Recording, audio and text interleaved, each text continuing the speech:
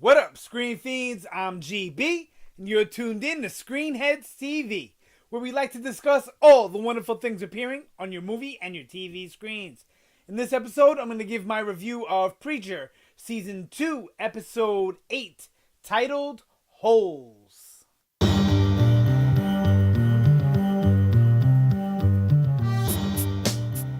Okay, so this is another one of those episodes of Preacher that they've done really well this year, and that's not a lot of action, not a lot of fast-paced stuff, a slower episode, but the individual characters' storylines and the arcs that are happening with each main character really makes it so interesting that while you're watching it, you're not noticing that it's one of the slower episodes, at least in my, from my viewpoint. All right, so Holes. First, before we get into our favorite trio, let's start with Eugene. Because I don't want to forget about him and leave him out. Because, I love the other guys and I'll ramble about the trio there, right? All right, so we got Eugene in hell at basically acting like a tough guy. I love the opening scene. It reminded me of Cape Fear when he's doing the pull-ups or whatever. He comes down and he's walking like a tough guy. And I'm looking at it and I'm like, they're not going to make Eugene go tough, right? Because that's just not who he is. And then as it plays out, we see that, it's just an act. He's putting out on a front for the cameras so that they don't suspect that he's not supposed to be there. Why does he want to be there? I guess he really feels like he deserves it. Or maybe he's just scared of where else they'll send him. I don't really think they made that clear, but, me, sometimes I miss things here and there when I only watched the episode once, and I just watched it. So, all right. So we have the warden there. I love how they make her voice. It's so creepy, the Asian woman. How it's, it's like her normal voice, and then it goes, like, deep, like, demonic, like, it's just real creepy. All right, so we have her basically trying to suss out who's been giving off the wrong kind of energy or whatever, who doesn't really belong there. And Hitler basically puts it out there that it's Eugene. I mean, it's all Hitler's doing that, that leads to Eugene getting caught. So, he trips the woman and Eugene goes and saves her because he knew he would. So Eugene gets thrown down this hell to where, and this part was a little confusing for me, to where, one of those same little orbs that they all have in their room that bring them to like their personal hell, or, reliving the worst day of their lives or whatever. And Eugene's is different. This time he kisses the girl and she likes it. She's with it. She's cool with it. Then all of a sudden you hear somebody in the bathroom, and who comes out? Jesse Custer? And then she starts beating him off, and Eugene basically goes nuts and, kills himself, and then, like, that's the end of it. So now, I'm not getting that a whole 100%. I'm thinking that that's their way of sussing it out. Like, this is what Eugene really wanted to happen.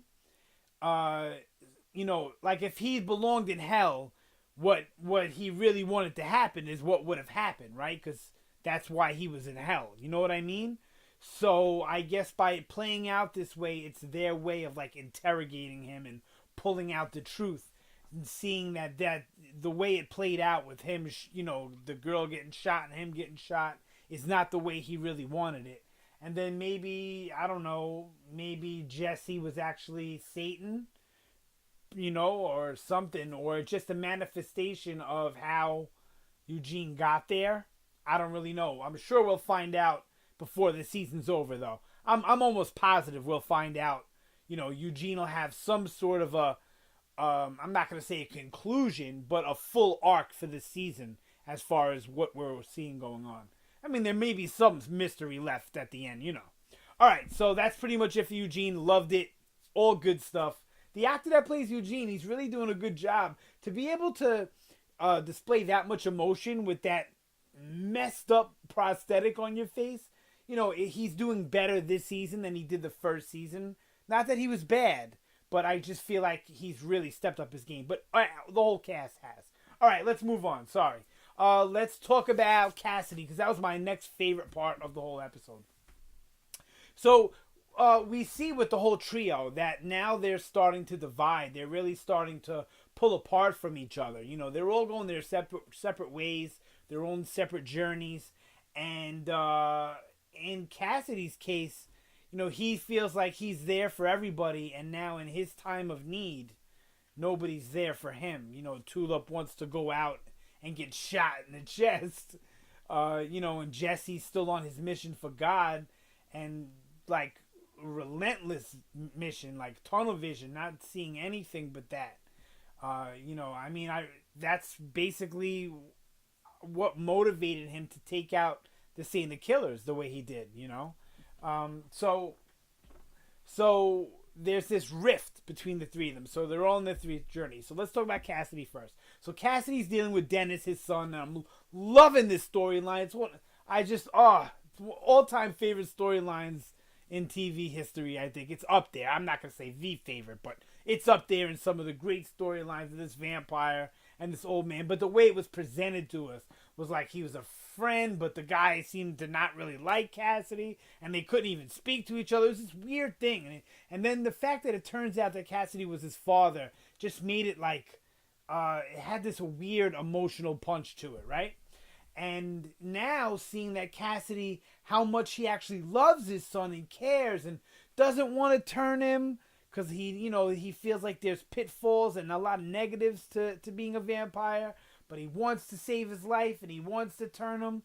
And it's really interesting, especially the way it ends, which I'll get to in a second. But now we see Cassidy trying to get Tulip to hang with him, and she doesn't want to, and Jesse, and like he's off doing his own thing, and the way Jesse does it looks like it really hurt Cassidy, because he really needed somebody there to help him to be with him in this time of distress.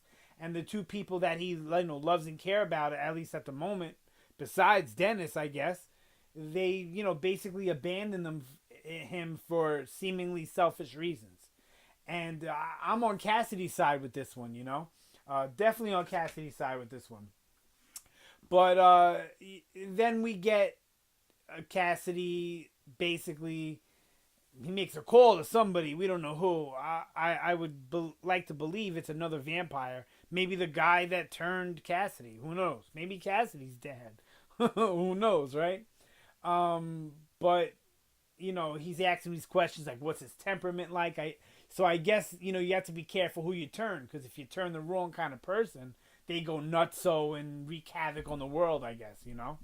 So Cassidy goes in there with Dennis, and he's singing him this song, and Dennis is looking worse than ever, and Cassidy starts to get this evil, crazed look in his eye. He's definitely about to bite him. That's what I think. Either that, or he's gonna strangle him and put him out of his misery and surprise all of us. It's one or the other. But I'm loving that storyline. All right, let me move on. So now we have Jesse, who's like just relentless in his pursuit for God. And he looks like he's starting to really, really lose hope and lose faith in the fact that he could do it. When he went down to New Orleans, he was 100% sure in the beginning of the season, 100% sure he was going to find God in one of these jazz clubs. And he failed. And he's continuing to fail at finding God. I mean, they're succeeding at everything else that gets put in front of their way. Saint the Killers, Victor, that whole deal. They handled the Grail once or twice, maybe just once. So, but if you look at Jesse, he's really starting to get this emotional disconnect from everybody, and he's like he's starting to look like a little bit like Jesse from season 1 at times, which isn't a bad thing. It's just that when we started Jesse in season 2, he was in much better spirits. The whole group was, because they were together, they were a unit, right? But that's pretty much all we get for Jesse, right? He's taking this tape, trying to find clues, and the guys keep messing up. No serial number. They erase the serial number on the gun. Then they thought there was a reflection. No reflection. So it was a funny little scene, But and we saw Jesse kind of break down a little bit, And, the word of God can't get him out of this situation. At least, it hasn't proven to be able to yet. All right, let's move on to the final story of the episode, and that's going to be Tulip. So, after going and taking some more bullets to the chest, she needs another way to, I guess, keep her mind off things or deal with seeing the killers. I'm not really sure 100% her motivation for patching up the holes. I don't see it being evidence of any sort because, they didn't really do anything wrong, but I guess the police could put it back to them because that would be the origin point of the bullet hole. But she's just leaving spackle spots, so I doubt that's what it is. I think it's more of a therapeutic thing, trying to help her deal and cope with what went on with the scene of killers. And I guess there's only so many times you can get shot in the chest before that even starts to feel numb and you need another way to, release your stress or whatever. So she ends up going to this room, and who answers the door? The woman that works for the Grail that we saw earlier in the season that had interactions with Jesse. And we know she works for the Grail, with the white suits and all that. They even talk about Air Star. Can't wait for him to come back in. I'm sure it'll be the next episode from the looks of the previews. Get to that in the predictions. And at first, I feel like Tulip is so smart. She's really skeptical of this woman. She talks about the no furniture. She talks about the gun on the table. And, she makes these strange comments that, like she doesn't trust the woman. And by the end, it looked like she kind of did, and it was over Booberry.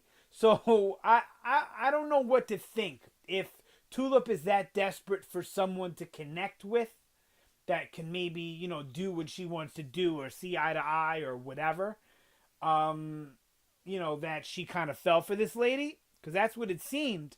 Or if Tulip is just basically very suspicious of this woman and really just trying to get to the bottom of who she is, or maybe if there's anything fishy going on. I would like to believe that's what's happening, but I think Tulip is in an emotional distress right now. And I think it's going to be her looking, for someone to connect with. I really do. But that's pretty much it. Good episode. Not a lot happened. Episode 8. We got 2 more left. So I would, if I had money, which I don't. I'm not a wealthy man by any means. If I had money to gamble, I would put money on the next episode being a decent amount of action, violence, whatever you want to call it, right? Depending on how it's portrayed. It could be an action scene or it could just be violence happening. I think it's going to be very tense, the next episode. And then I believe the last episode of the season will be an action-packed episode. Hella violent, good story. Can't wait to see what's going to happen. But more on that in the predictions video, so definitely check out that. Drop any comments down below on this episode 8, or any episode this season, season 2, season 1, anything preacher related, drop in the comments. And that's it for this one. Thank you so much for watching. You guys have a fantastic day, and I will see you next time.